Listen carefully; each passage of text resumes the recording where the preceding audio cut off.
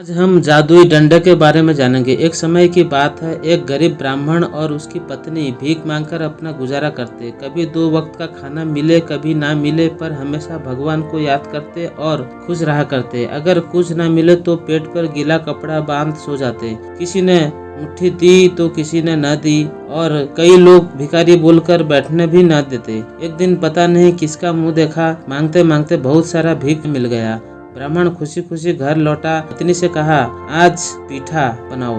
पीठा जो कि एक तरह की मिठाई होता है। काफी दिन हो गए पीठा खाए हुए। पीठा बनाते बनाते काफी टाइम लग गया। भूख से बेहाल ब्राह्मण ने बोलने लगा, जो बना है लाओ, और रहा नहीं जाता। भूख से पेट में चूहे दौड़ रहे हैं। पत्नी ने पीठा वो गुड़ परोस दिया। एक टुकड़ा मुंह में डाला ही था कि घर के बाहर से दरवाजे पे किसी ने आवाज दी, बाबा 4 दिन का भूखा हूँ, पेट में कुछ दाना न पड़ा है, ऐसा लगता है अभी प्राण छूट जाएगा। ये सुनते ही ब्राह्मण क्या खाएगा बाहर निकला और सारे पीठा लेकर भिखारी के साथ सिलाई वाली झोली में डाल दिए। भिखारी ने पेट भर खाया, फिर कहा, बाबा तुम्हारी उन्नति हो, मेरे प्राण बच गए। इतने बड़े बड़े लोग हैं, किसी में दया नहीं है। मांग मांग कर मेरा गला फट गया, किसी ने जरा भी दया नहीं की। बाबा क्या आप मेरे साथ मेरे घर चलेंगे? वहाँ मेरी बेटी भूखी बीमार पड़ी है। ब्राह्मण कुछ पीठा बच्ची के लिए लेकर भिखारी के पीछे पीछे चला। कुछ दूर जाने के बाद जंगल में पहुँचे। ब्राह्मण थक कर बैठ गया। भिखारी अचानक कहीं गायब हो गया। कुछ समय बाद एक पीतल का मटका लेकर आया। कहा, बाबा ये लो जादुई मटका, जब जो खाने की इच्छा करे इससे मांगना। ऐसी कोई खाने की चीज नहीं जो मटका ना दे सके। कहकर भिखारी फिर गायब हो गया। ब्राह्मण ने मटके से काकरा पीठा, लड्डू, रसगुल्ले, छेना मंडा, पिज्जा, रसमलाई आदि कई चीजें मांगी जो जीवन में कभी न खाया। सिर्फ सुना था कि अमीर लोग इन स्वादिष्ट चीजें खाते हैं। बहुत सारी चीजें मटके से मांगकर खाई। सोचने लगा, अब अभाव क्या है, पेट का सारा खेल खत्म। ब्राह्मण बोलने लगा, अब भीख क्यों मांगू, इससे छोटा काम और कुछ नहीं है। अब वापस अपने घर को जाने लगा।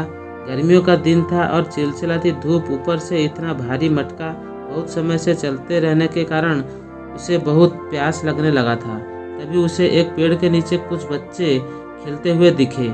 उनके पास जाकर पानी कहाँ मिलेगा पूछने पर बच्चों ने बताया, आगे कुछ दूरी पे एक बड़ा सा जल भंडार है, वहीं मिल जाएगा। मटका काफी वजन था, इसलिए ब्राह्मण उसे वहीं बच्चों के पास रख के जल भंडारण को पानी पीने जाने का फैसला किया। बेचारा ठहरा सीधा साधा और भोला भाला। जाते वक्त बच्चों से बोला, मटके से कुछ नहीं मांगना और जरा मेरे मटके का ध्यान रखना, मैं अभी का अभी पानी पीकर आ जाऊंगा। ब्राह्मण जैसे ही कुछ दूर गया, बच्चों ने मटके से खाना, मिठाई, चॉकलेट आदि मांगा। जो मांगा वो सब मिला। खा खा के पेट भर गया। बच्चों ने वो मटके को छुपा दिया और वहाँ एक वैसा ही दूसरा मटका लाकर रख दिया।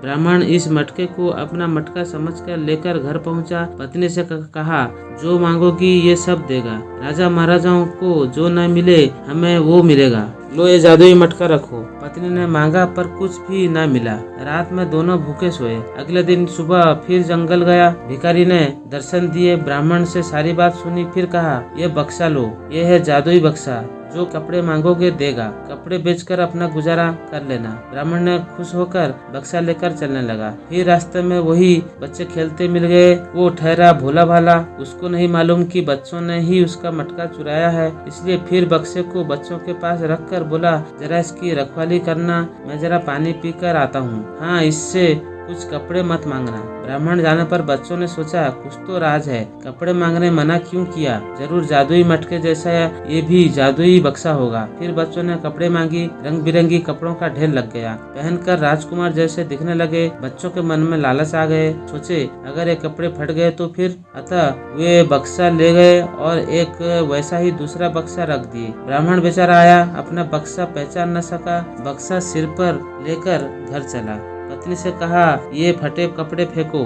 बक्से से जो साड़ी कपड़ा मांगोगी सब देगा। पत्नी ने मांगा पर कुछ न मिला। पत्नी ने गुस्सा हो गई, समझी कि पति हमेशा उल्लू बनाते हैं, कुछ नहीं मिलता। अगले दिन ब्राह्मण जंगल फिर गया, भिखारी से मिलकर सारी बात सुनाई। सारी बात सुनकर भिखारी बोलने लगा, दाना दिया, कपड़ा दिया, पर तुम अपने भोलेपन की वजह से सब खो दिए। तुम्हारे सीधेपन का फायदा उठाकर बच्चों ने तुम्हारा मटका और बक्सा चुरा लिया। पर दुख न करो, ये लो दे दनादन डंडा। इस डंडे का नाम है दे दनादन। ये बोलकर मोटा सा डंडा दिया। डंडा लेकर ब्राह्मण वापस जाने लगा। फिर रास्ते में बच्चे मिले। बच्चों के पास डंडा रखकर पानी पीने जाने लगा और बच्चों को बोला, मेरे डंडे का जरा ख्याल रखना, हाँ दे दनादन नहीं बोलना। बच्चे मन ही मन हंसते रहे। जैसे ही ब्राह्मण गया, बच्चों ने सोचा कि डंडा भी जरूर जादुई होगा और दे दनादन नहीं बोलने को क्यों बोला, जरूर कुछ राज है। सब बच्चे एकजुट होकर कहा, दे दनादन। इतना बोलते ही डंडा सारे बच्चों को दे दनादन पिटाई शुरू कर दी। वे जितना भी दौड़ते भागते चिल्लाते, पर डंडा बिना रुके दनादन पीटता गया। रास्ते में खून की नदी बहल चली। तभी